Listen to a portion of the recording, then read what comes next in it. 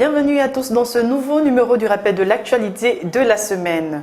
Tout d'abord, ce fait insolite, un retrait de deuil, voilà ce qu'il y a de plus banal comme histoire, mais lorsqu'il s'agit de celui d'un chien, l'on est en droit de se poser un certain nombre de questions. C'est l'histoire de Général, un chien pas comme les autres. Le récit de cette anecdote avec Philippe Oyaga et Justin Bitegui.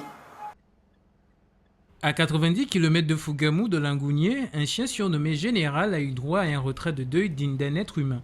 Un événement dont le caractère insolite pouvait surprendre plus d'une personne. Fait surprenant, les danses traditionnelles ont accompagné la cérémonie qui a donné lieu à ce retrait de deuil. Autre détail intéressant à relever, le village a été paré de drapeaux pour la circonstance. Autant d'indicateurs qui donnent à penser que ce chien était, de son vivant, très aimé par les habitants de ce village. Toutefois, cela explique-t-il le fait que cet animal domestique, aussi aimé soit-il, bénéficie d'un tel hommage de la part des hommes, et cela même après sa mort? À en croire ceux qui l'ont connu, Général a rendu plusieurs services aux villageois. Selon les témoignages, ce chien rapportait souvent tout seul du gibier de la brousse. Un fait étonnant certes, mais qui n'arrive toujours pas à expliquer le fait que cet animal a été enterré dans un cimetière ordinaire, normalement réservé aux hommes. Tout compte fait, les raisons qui expliquent l'organisation de ce retrait de deuil seront interprétées selon la lecture que chacun de nous fera de ce fait inaccoutumé. Au reste, cette anecdote mérite bien que l'on s'interroge sur la place et l'importance que l'on accorde aux animaux domestiques dans les ménages gabonais.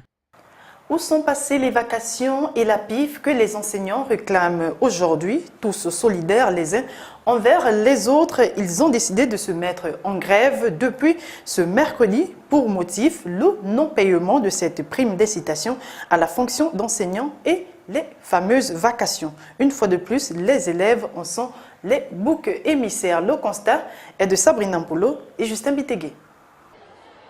Le constat est le même dans la quasi-totalité d'établissements scolaires d'utilité publique de la capitale gabonaise. Pas d'enseignants nationaux dans les salles de classe, conséquence immédiate des élèves à l'abandon et pour cause, l'observation du mouvement d'humeur. Que les professeurs réclament les vacations et la PIF. Et nous sommes pénalisés. Depuis le matin, on n'a pas cours, nous sommes en classe d'examen, nous sommes en classe de 3e. Tous nos profs ne sont pas arrivés. Les profs sont été dégrevés. Ils sont morts. Moi, je sais pas. Il n'y a pas l'école. Il n'y a pas l'école. Peut-être on va les payer juste là où l'école va reprendre. Ok, d'accord. Réclamant pour la énième fois leurs droits, ce sont des enseignants révoltés qui ont décidé de suspendre momentanément les cours depuis hier. On a fait les examens et généralement ce qui se passe, c'est qu'au plus tard au mois de septembre, on rentre en possession de ce qu'on appelle nos vacations parce qu'on doit nous payer. C'est un travail qu'on a effectué. Et comme apparemment cette année ça traîne, voici pourquoi les enseignants ont décidé de faire un mouvement d'humeur. C'est pour ça qu'en ce moment, je crois que dans la plupart des établissements, que ce soit de Libreville ou de l'intérieur, d'après le rendu aussi des collègues, les enseignants ont décidé de suspendre les cours jusqu'à ce qu'il y ait satisfaction. Dans l'espoir que ce bras de fer entre le gouvernement et les enseignants débouche à un dénouement heureux, voilà tout de même une année scolaire qui démarre sur fond de crise. À ce jour, seuls les enseignants expatriés font cours. Espérons que ce dilemme soit résolu dans les délais convenables. Autre chose à présent, la première foire agricole de Libreville s'est ouverte ce lundi. Elle a pour objectif d'assurer une croissance agricole durable qui atteigne au moins 8,4% du PIB de la croissance économique du pays d'ici à 2020. Une croissance susceptible d'assurer l'autosuffisance alimentaire, réduire les exportations et l'insécurité alimentaire. Le point de tout ça avec Muriane Doyené et Justin Bitegui. Comment parvenir à la transformation du secteur agricole en assurer une croissance durable au Gabon? C'est sur cette question que devront principalement se pencher les participants à cette foire agricole internationale de Libreville, et particulièrement le ministère gabonais en charge de l'agriculture qui envisage déjà des stratégies fortes. Faire de l'agriculture un secteur moteur du développement du Gabon. Une agriculture capable de répondre à la demande nationale. Une agriculture qui contribue significativement à la croissance et à l'emploi. Une agriculture qui s'exporte et qui constitue la locomotive du développement territorial. Outre cette volonté exprimée, il faut arriver à inverser la tendance actuelle, sachant qu'au Gabon, seuls 10% des sols cultivables sont exploités sur les 5 millions d'hectares dont dispose le pays. Un challenge que le gouvernement entend relever. Le gouvernement est intéressé à faire prospérer une agriculture durable, respectueuse de l'environnement et soucieuse de la préservation des ressources naturelles de la lutte contre les changements climatiques. Les assises de la capitale gabonaise visent donc à assurer une croissance agricole durable à l'ordre de 8,4%, susceptible de réduire les importations alimentaires, la pauvreté et l'insécurité alimentaire au Gabon. Aussi, l'exemple du Maroc se veut un apport pour l'atteinte de cet objectif. La sûreté maritime en débat à Libreville à travers un atelier d'exercice de simulation pour pallier au phénomène de la piraterie dans le golfe de Guinée ainsi qu'à la protection des produits halieutiques. Les experts de l'Organisation mondiale maritime et le gouvernement gabonais ont pendant 2 jours mis en place une stratégie de lutte. Compte rendu de Kenyongori et Frendongo. C'est pour prévenir d'un éventuel débordement au large de nos côtes que le gouvernement gabonais a initié cet atelier de simulation pour la mise en œuvre des méthodes de lutte contre la piraterie. Nous avons souligné l'importance pour les États de mettre au point leur plan d'urgence pour la sûreté et la sécurité maritime afin d'aider le développement économique du secteur maritime. Cela nécessite une collaboration entre les administrations.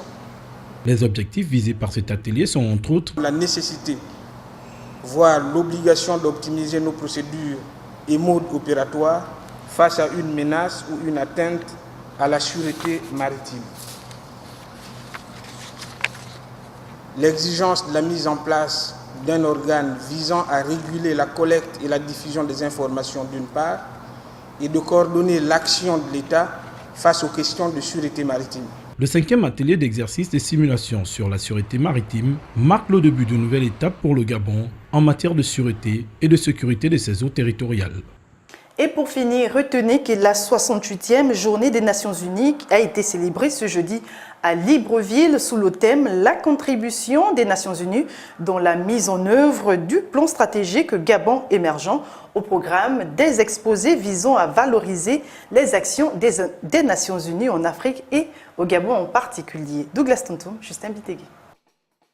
La contribution des Nations Unies dans la mise en œuvre du plan stratégique Gabon émergent, c'est le thème de la Journée des Nations Unies organisée ce jeudi à Libreville avec pour objectif s'unir autour d'une action collective.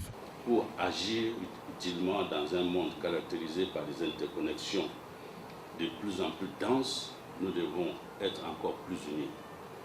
En cette Journée des Nations Unies, prenons l'engagement de respecter les idéaux fondateurs de l'organisation et d'œuvrer ensemble pour la paix, le développement et le respect des droits de l'homme. Depuis 2011, 5 axes de coopération unissent le Gabon et le système des Nations Unies à travers le plan cadre des Nations Unies pour l'aide au développement au Gabon pour la période 2012-2016.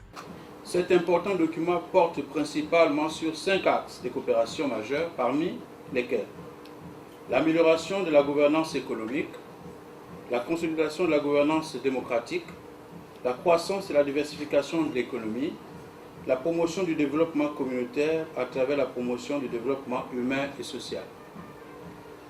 C'est un instrument qui offre une réponse collective, cohérente et intégrée du système des Nations Unies en harmonie avec les priorités et besoins nationaux tels qu'énoncés dans le plan stratégique Gabon émergent. Cette première phase de la cérémonie officielle s'est achevée par des exposés aux thèmes divers. C'était l'essentiel de l'actualité de la semaine. Merci pour votre fidélité. À vendredi prochain, même heure sur Gabon News.